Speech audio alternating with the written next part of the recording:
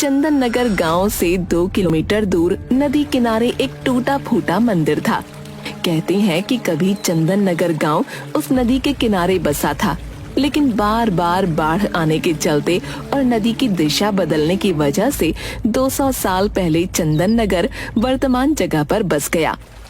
वो पुराना मंदिर आज भी नदी किनारे ही विराजमान है। इस मंदिर को गांव वाले भूतिया मंदिर भी कहते हैं। एक दिन बहुत तेज बारिश हो रही थी और बिजली भी चमक रही थी। गांव का भुवन काम से लौट रहा था। उसके कुछ ही दूरी पर गांव का नाई कनुआ कहीं से वापस लौट रहा था। अचानक से बिजली चमकी और मंदिर का घंटा बजने की आवाज आई। हे भगवान, आज क्या अनर्थ होगा पता नहीं, सब सुख रखना। तभी घंटे की आवाज और तेज होती गई और उसके सामने से कनुआ नाई उड़ता हुआ मंदिर की तरफ से गायब हो गया। नहीं, ऐसा नहीं हो सकता, कनुआ चाचा। थोड़ी देर में बारिश रुक गई और भुवन भागता हुआ कनुआ के घर जा पहुंचा। चाची, वो मंदिर। बताओ रे भुवन को क्या हुआ? इतना घबराए हुए क्यों हो? सब मंगल तो है ना? नहीं चाची, कनुआ चाचा मंदिर के घंटे की आवाज में गायब हो गए। नहीं, ऐसा नहीं हो सकता। कह तो कि झूठ है। मेरी आंखों के सामने चाचा मंदिर की तरफ उड़ते हुए चले गए। मुझे माफ कर दो चाची, मैं कुछ नहीं कर सका। धीरज धरो बहू, अब इन गांव वालों को सब पता नहीं किन पापों का फल मिल रहा है। पिताजी, बहुत प्यास लगी है। एक बोतल पानी लाया था, वो दोपहर में ही खत्म हो गया था।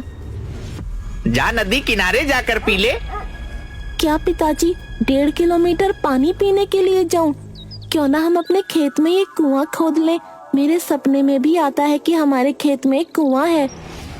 चल चुपचाप अपना काम कर, जब देखो उल्टा पुल्टा बात करता रहता है, आलसी कहीं का।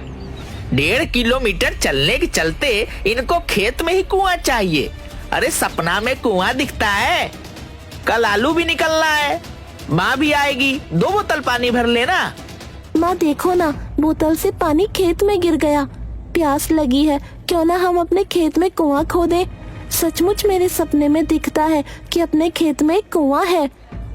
अब तो शाम हो ही गई है, घर जाकर पानी पी लेना बेटा। माँ, मैं थोड़ा चेतन के पास जाऊंगा, तुम लोग घर चले जाना। मैं उससे मिलकर रात में घर लौटूंगा। रतन और सुनीता घर चले जाते हैं। बंकू अपने दोस्त चेतन से मिलने जाता है। रात में घर पर, बेटी सुमति, पिताजी को थोड़ा खाना दे आ। रात के 9 बज गए हैं, नहीं तो वो सो जाएंगे। पता नहीं ये बंकू कहाँ रह गया। लाओ माँ, मैं दे देती हूँ। रतन के पास जाकर, पिताजी ये लीजिए आपका खाना। ठीक है बेटा, लाओ। बंकू अभी घर लौटा या नहीं अभी तक? नहीं पापा, बंकू भैया अभी तक नहीं आए हैं। तभी पुराने मंदिर के घंटे के बजने की आवाज आती है। आज वर्षों बाद पुराने मंदिर का घंटा बजा था। बहुत दिनों बाद आज फिर पुराने मंदिर के घंटे बज रहे हैं। जरूर कुछ अनर्थ होने वाला है। यह बंकू ना जाने कहाँ रह गया।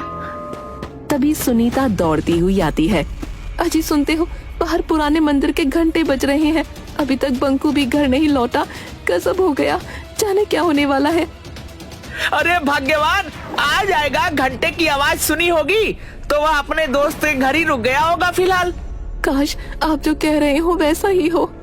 अरे पिताजी, आप दोनों घंटे की आवाज सुनकर इतना डरे हुए क्यों हो? आखिर बात क्या है उस घंटे में? उसी समय दरवाजे पर कोई दस्तक देता है। लो, आ गया मेरा बेटा बंकू। भगवान का लाख लाख शुक्र है। सुमति, जब भैया आया है, खोल दे दरवाजा। सुमति जाकर दरवाजा खोलती है। अरे पंडित जी, प्रणाम।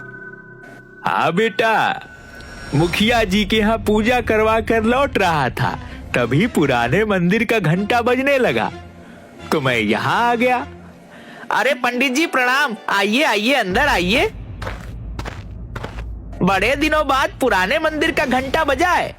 पता नहीं किस बदनसीब की किस्मत खराब है।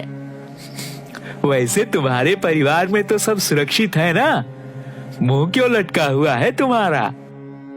प्रणाम पंडित जी। देखिए ना, बंकू दोस्त के यहाँ गया था, अभी तक लौटा नहीं है। पुराने मंदिर से घंटे की आवाज आ रही है, चिंता लगी हुई है। धीरज रखो बहू, कुछ नहीं होगा बंकू को। भगवान भला करेंगे, जहाँ होगा सुरक्षित होगा। लेकिन उस पुराने मंदिर के घंटे की आवाज से सब इतना डरे हुए क्यों हैं? मुझे कोई बताता क्यों नहीं? ये तो कोई नहीं जानता बच्ची कि वो मंदिर का घंटा अपने आप बजता कैसे है, लेकिन जब भी बजता है गांव से कोई न कोई लापता जरूर हो जाता है। इसीलिए मंदिर का घंटा बजते ही सभी अपने अपने घर में घुस जाते हैं। तो इस घंटे को कोई खोलकर हटा क्यों नहीं देता? जिसने भी घंटा को हटाने की कोशिश की उसी क्षण उसे लकवा यानी पैरालिसिस मार दिया। ओह, लेकिन ऐसा होता क्यों है? हमारे पूर्वज बताते हैं कि सदियों पहले उस मंदिर के पुजारी की हत्या चोरों ने कर दी थी और कीमती आभूषणों और मूर्तियों को लेकर भाग गए। पर किसी गांव वाले ने पंडित जी की मदद नहीं की। पंडित ने जोर जोर से घंटा बजाया, लेकिन सर्दी के 12 बजे ठंडी रात होने के कारण कोई भी गांव वाले मदद के लिए नहीं गया। कहा जाता है कि उस पुजारी की आत्मा आज भी मंदिर में ही मौजूद है। जब जब पुजारी की आत्मा कुहकती है, मंदिर का घंटा बजने लगता है और गांव का कोई न कोई व्यक्ति गायब हो जाता है। उधर घंटा बजने के पहले बंकू अपने दोस्त चेतन के घर पर था।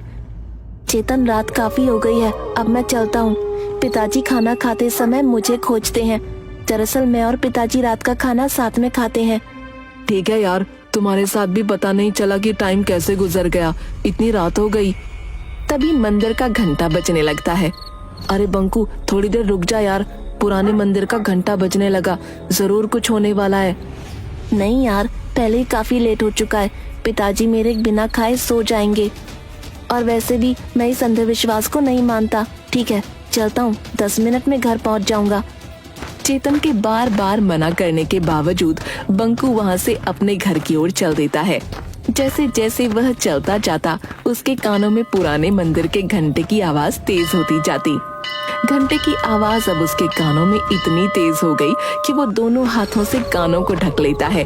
फिर भी घंटे की आवाज उसके कानों में नश्तर की तरह चुभ रही थी। इस दौरान कब उसका पैर मंदिर की ओर चल पड़ा, उसे पता भी नहीं चला।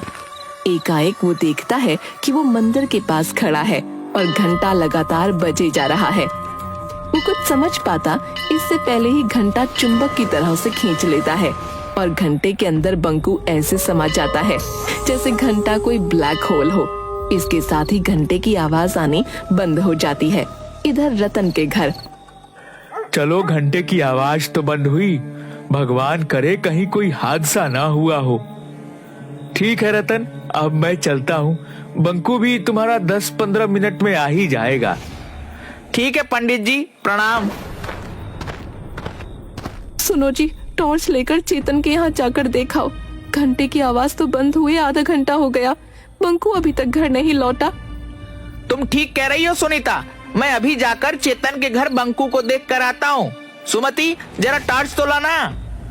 रतन पूरा रास्ता टॉर्च से बंकू को खोजते हुए चेतन के घर पहुंचा। वो दरवाजा खटखटाता है। अरे अंकल, आप, बंकू तो यहाँ से आधा घंटा पहले ही चला गया, जब घंटा बज रहा था। अभी तक घर नहीं पहुँचा क्या? नहीं बेटा, अभी तक तो बंकू घर नहीं पहुँचा, लेकिन जब पुराने मंदिर का घंटा बज रहा था तब उसे जाने क्यों दिए? अंकल, मैं बार बार उसे मना कर रहा था कि अभी मत जा, लेकिन वो बोला कि मैं अंधविश्वास में नहीं मानता। मेरे पिताजी मेरे बगैर खाना नहीं खाते और वो उसी समय चला गया। चेतन और रतन दोनों मिलकर बंकू को बहुत ढूंढते हैं, लेकिन बंकू कहीं नहीं मिलता। रतन के घर पर हाहाकार मच जाता है। जैसे तैसी रात गुजरती है। सुबह होते ही रतन के घर पर लोगों की भीड़ उमड़ पड़ती है। रतन भाई, मुझे अभी अभी पता चला कि घंटे की आवाज जो रात में हुई थी उसके बाद से तुम्हारा बंकू गायब है। मुझे इस बात का बहुत अफसोस है, लेकिन इसमें हम लोग कर भी क्या सकते हैं। सरपंच साहब, बंकू मेरा इकलौता बेटा था। वह पूजा पाठ अंधविश्वास को नहीं मानता था। कितनी बार उसे समझाया, लेकिन वह नहीं माना। आज उसी का फल हम लोग भोग रहे हैं। नियति के आगे हम सब लोग बेबस हैं। मैं जानता हूँ कि तुम्हारे ऊपर क्या बीत रहा है। हम लोग तो सिर्फ सांत्वना ही दे सकते हैं। हाँ, बेटा तो चला गया, अब तो सिर्फ सांत्वना ही हमारे हिस्से बचा है। अभी कल ही वह कह रहा था कि पिताजी एक कुआं खेत में खुदवा दीजिए। मेरे सपने में आता है कि अपने खेत में एक कुआं है। 2-3 दिन बाद गांव में एक दुष्ट पंडित बाबा चूरन दास आते हैं। उसे पता चलता है कि रतन के घर से उसका इकलौता बेटा बंकू गायब हो गया है। इसी बात का वो फायदा उठाने की सोचता है और रतन के घर पर पहुंचता है। अलख निरंजन, कोई घर पर है बच्चा? बच्चा तो नहीं रहा। लीजिए महाराज, ये 1 किलो चावल स्वीकार कीजिए। नहीं माता, मैं भिक्षा मांगने नहीं आया। मुझे मालूम है कि तुम्हारा बच्चा पिछले दिनों गायब हो गया है। कोई बात नहीं, हम उसे वापस लाएंगे। महाराज की जय हो। कोई भी उपाय करे महाराज, कैसे भी मेरा बच्चा मुझसे मिलवा दे। नारायण नारायण, तुम्हारा बच्चा तुम्हें जरूर मिलेगा माता। बस थोड़ा सा दान पुण्य करना होगा। घर में जितना भी सोना है उसका त्याग करना होगा। महाराज, सोने जैसे बेटे के सामने ये नकली सोना किस काम का। मैं अभी आपको घर में रखा सारा सोना जेवर लाकर देती हूँ।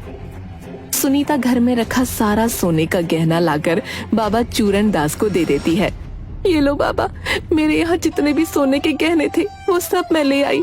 रुको, ये कान में मेरी बाली भी ले लो। मुझे मेरे बेटे से मिलवा दो बाबा। अलख निरंजन, अब चलो, हमें पुरानी मंदिर चलना होगा। वहीं तुम्हारा बेटा तुमसे मिलेगा। बाबा चूरन दास सुनीता के परिवार को पुराने मंदिर की ओर ले चल पड़ते हैं। जल्दी ये बात पूरे गांव में फैल जाती है। बाबा चूरन दास बंकू को वापस लाएंगे।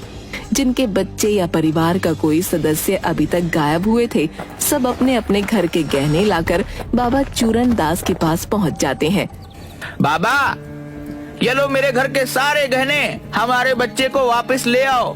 बाबा, मेरा भी चाचा को वापस ला दो।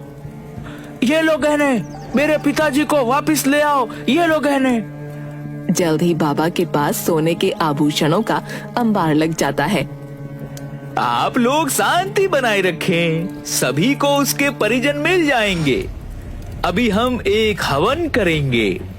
चूरन दास मास्क पहनकर हवन में कुछ भस्म फेंकता है, जिससे पूरे मंदिर परिसर में धुआं फैल जाता है और धुएं में सारे लोग बेहोश हो जाते हैं। चूरन दास फौरन सारे जेवर समेटकर एक बोरे में भरकर भागने लगता है। तभी मंदिर में टंगे घंटे से एकाएक किरणें निकलती हैं और चूरन दास वहीं पर अपाहिज हो जाता है। थोड़ी देर बाद सभी को होश आता है। मुझे बचा लो, कोई मुझे बचाओ, मैं पूरी तरह अपाहिज हो चुका हूँ। मैंने तुम लोगों के साथ धोखा किया है। हे भगवान, अब किसी के साथ धोखा नहीं करूँगा। दुष्ट पंडित, तुम्हारी यही सजा है। तुमने कई लोगों के भावनाओं को धोखा दिया है। अब पड़े रहो यहीं। उधर सुनीता ने रात में कहा था कि उसके बेटे की आखिरी इच्छा खेत में कुआं खुदवाने की थी, इसलिए रतन बंकू को याद कर खेत में कुआं खोद रहा होता है। तभी उसे जमीन के अंदर से कुछ मूर्तियां और आभूषण मिलते हैं। वो इसकी खबर सरपंच और पंडित ज्ञानचंद को देता है। जरूर यह मूर्तियां वही पुराने मंदिर की है जो सैकड़ों साल पहले गायब हुए थे। शायद चोरों ने इसे यहाँ पर छुपा रखा था। अगर ऐसी बात है तो पंडित जी, इन मूर्तियों को गंगा जल से धोकर फिर से वहीं स्थापित किया जाए। पंडित ज्ञानचंद उन मूर्तियों को फिर से पुराने मंदिर में प्रतिस्थापित करवा देता है। तभी जोर से घंटे बजने लगते हैं। सभी लोगों में हाहाकार मच जाता है, क्योंकि सभी आज घर के बाहर मंदिर के पास खड़े थे। तभी अचानक सुमति चिल्लाती है, अरे माँ देखो, घंटी में से बंकू भैया निकल कर आ रही हैं। अरे ओ गिरधारी मेरे भाई, बरसों पहले तुम बिछड़ गए थे। जय हो देवी माँ, तेरी लीला अपरंपार है। अरे रामधन भी, सभी लोग निकल रहे हैं। आप आ गए, मुझे यकीन था आप आओगे। घंटे में से गायब हुए लोगों को निकलता हुआ सब देख रहे थे। किसी का बेटा, किसी की बहन, किसी के चाचा, किसी के दादा, सब लोग अपने परिजनों से मिलकर बहुत खुश थे। अरे मैं ठीक हो गया, जय हो बाबा, जय भगवान, तेरी महिमा तू ही जाने। चूरन दास, भगवान ने तुझे नया जन्म दिया है, इसीलिए इस जन्म में तुम अच्छे कर्म करो, तुम इस मंदिर का देखभाल करो, यही भगवान का आदेश है। मैं जीवन भर इसी चौखट पर पड़ा रहूंगा, मुझे मोक्ष यही मिलेगा। शायद आज इस मंदिर के पुजारी की आत्मा को शांति मिला होगा। मंदिर में भगवान फिर से स्थापित हो चुके हैं। इस घटना को आज कई साल बीत गए, लेकिन फिर कभी मंदिर का घंटा नहीं बजा।